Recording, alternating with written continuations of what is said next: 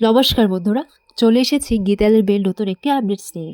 আজকের গল্পের শুরুতেই আপনারা দেখতে পাবেন গীতা ধীমান সেনকে বলে যে আপনি নিজেকে আগুন ভাবছেন সেটা ভাববেন না, ও না হলে ওটারই অপমান হবে। এই কথাটা বলে গীতা সেখান থেকে চলে যায়। এরপর ধীমান বলে যে একে শেষ করে দাও ভজন, একে শেষ করতে হবে। এরপর ভজন বলে তুই ভুল করছিস গীতা, তুই খুব ভুল করছিস।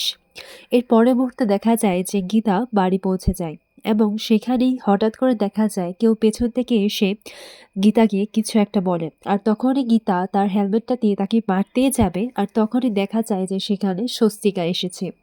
এরপর স্বস্তিক বলে আরে আমি। এরপর গীতা বলে এইভাবে কে ভয় পায়, আমি তো এক্ষুনি মেরে দিতাম। এরপর স্বস্তিক বলে যে আমি তো অলরেডি আঘাত পেয়ে গেছি, চোট তো লেগেই আছে। স্বস্তিক বলে আমি তোমাকে আর বাবাকে আবারও আগের মতো দেখতে চাই। আমি দুজনের এই দূরত্বটা আর দেখতে পাচ্ছি না, তাড়াতাড়ি যেন শেষ হয়ে যায়। আর ধীমান সেনের কেসটাতে জড়িয়ে আছো তুমি আর আমার বাবাও। এইদিকে দেখা যায় যে হঠাৎ একজন শুটার তাদেরকে লক্ষ্য করছে, আর এটা স্বস্তিক দেখতে পায় এবং যখনই শ্যুট করে তখন তারা দুজনেই মাটিতে পড়ে যায়। এরপর ধাওয়া করলে সে পালিয়ে যায়। এরপর ধীমান সেনকে গীতা ফোন করে জানায় যে কাকে পাঠিয়েছিলেন আমাকে মারার জন্য। যাকে পাঠিয়ে থাকুন না কেন, ওনাকে না একটু ট্রেনিং করে ভালো করে শিক্ষা দিয়ে তারপর পাঠাবেন। এইভাবে তো আমার কিছু করতে পারবে না। এই কথাটা শুনে ধীমান সেন খুবই আপসেট হয়ে পড়ে এবং রেগে যায় যে এরা একটা কাজও ঠিক করে করতে পারে না। সহজ একটা কাজ দিয়েছিলাম সেটাও ঠিকভাবে করতে পারে না। আর কি যে হবে, এই গীতাকে আমি কি করে শেষ করব। পরের দিন দেখা যায় যে কিরণকান্তি বাবু আর কৃপান সেখানে আসে এবং গীতাকে কিভাবে সরানো যায় তারা সেই পরিকল্পনাটাই করছিল। এরপর হঠাৎ করেই বলে কিরণকান্তি ব্যানার্জি যে ওর দুর্বল জায়গায় আঘাত করতে হবে, এমন কিছু একটা করতে হবে যে ও যেন আঘাত পেয়ে ভয় পেয়ে যায়। এরপর ধীমান সেন বলে ওকে ভয় পাওয়াবো, কি বলছেন নাকি আপনি, একটু স্পষ্ট করে বলুন তো। এরপর কিরণকান্তি ব্যানার্জি বলেন ওকে কিছু করে কোনো লাভ হবে না, ওকে সরানো যাবে না, তাই ওর দুর্বল জায়গাটাই আঘাত করতে হবে। এরপর কৃপান বলে যে অ্যাডভোকেট গীতা এলএলবির দুর্বল জায়গা হচ্ছে ওর বাবা উকিল গণেশ গাঙ্গুলি। ওনাকে কিছু একটা করলেই বা ওনাকে ভয় দেখালেই ও এইখান থেকে এই কেসটা থেকে দূরে সরে যাবে। এই কথাটা শুনে কিরণবাবু খুবই খুশি হয় যে এক্স্যাক্টলি সেই তো, তার বাবাকে ভয় দেখিয়েই ওকে এখান থেকে সরাতে হবে, বস্তিতে গিয়ে ওর বাবাকে অপমান করতে হবে। পরের দিন তারা চলে যায় সেই বস্তিতে। বস্তিতে গিয়ে গণেশ গাং উকিলের সাথে তারা বেয়াদ্দপ করা শুরু করে দেয়। আর তখন তারা বলে যে দেখো কে এসেছে, আমার ছেলে কৃপান এসেছে, আর আমাকে তো চেনোই, কিরণকান্তি ব্যানার্জি নাম তো শুনিয়েছ।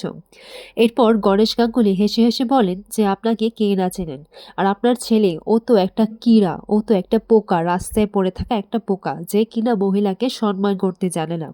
এই কথাটা শুনে কিরণবাবু খুবই রেগে যায় এবং গণেশ উকিলের কলারটা ধরে বসে এবং বলে সবার সামনে গাম শুদ্ধ লোক সেখানে জড়ো হয়েছিল। বলতে লাগে যে উনি একজন ঘোষখোর উকিল, উনি অনেক বছর আগে ঘোষ নিয়েছিল আর তার জন্য কোর্ট থেকে এনাকে বার করে দেওয়া হয়েছে। এরপর কৃপান বলে শুধু ইনিই নয়, এনার মেয়েও ঘোষ খেয়েছেন, এরা সবটা ঠকবাজ। এরপর এই বলেই গণেশ উকিলকে মাটিতে ফেলে দেয়। এরপর তখনই পদ্ম সেখানে আসে এবং পদ্ম বলে যে আপনারা ওনার সাথে এরকম করবেন না, কেন করছেন। আর পদ্মর মাথায় বন্দুকটা রেখে দেয়, বলে যে তোকে আর এই গণেশ উকিলকে উড়িয়ে দেব, এখানেই মেরে ফেলবো। এরপর গণেশ উকিল বলে যে তোমরা আমার কিছু করতে পারবে না, তোমরা তো এই শুধুমাত্র কয়েকজন, আমার সাথে পুরো গ্রাম শুদ্ধ লোক আছে, পুরো বস্তি আছে, সবাই একে মার। এই কথাটা বললেই সবাই গুন্ডারাদেরকে মারতে গেলে তারা পিস্তল বার করে নেয় আর সবাই সেই ভয়ে পিছিয়ে যায়। এরপর কিরণবাবু আর কৃপান তারকে মারধর করতে লাগে আর সব গুন্ডারাও উকিল বাবুকে মারতে লাগে। এরপর দেখা যায় যে কৃপান ওনার গলায় একটা বেল্ট পরিয়ে দেয়, বলে যে এটাই হচ্ছে তোমার জায়গা, আর এই বেল্টটা না তোমাকে তোমার জায়গাটা মনে করিয়ে দেবে, আমাদের কথাও তোমাকে মনে করিয়ে দেবে। এইদিকে পদ্ম কাঁদতে কাঁদতে বলে যে ওনার সম্মান আছে, ওনার সম্মান নিয়ে এইভাবে খেলা করবেন না, দোহাই আপনাদের, আপনারা ওনাকে ছেড়ে দিন। এরপর এইদিকে কৃপান বলে যে এখন চলে যাচ্ছি, তোর মেয়েকে বলবি যেন ও আর কোর্টে না যায়, আর এই বেলটা আমি তোকে দিয়ে গেলাম। এরপর তারা সবাই সেখান থেকে চলে যায়। তাদের চলে যাওয়ার পর পদ্ম গণেশবাবুকে বলেন যে আপনি উঠুন, আপনি এখানে কেন বসে আছেন? আর সব গ্রামেরও বলে যে ওরা তো চলে গেছে, এখন উঠে পড়ো। এরপর গণেশবাবু এটাই ভাবতে লাগে যে ওরা আমাকে কুকুর বানিয়ে ছাড়লো, ওরা আমাকে বেল্ট পরিয়েছে। এরপর গীতা এসে দেখে যে এখানে এত ভিড় কেন, কি হয়েছে। আগামী পর্বে দেখা যায় যে গণেশবাবু উনি চুপচাপ বসে আছেন এবং গীতা বলে যে বাবা তোমার এই অবস্থা কে করেছে, এই বেলটা কার?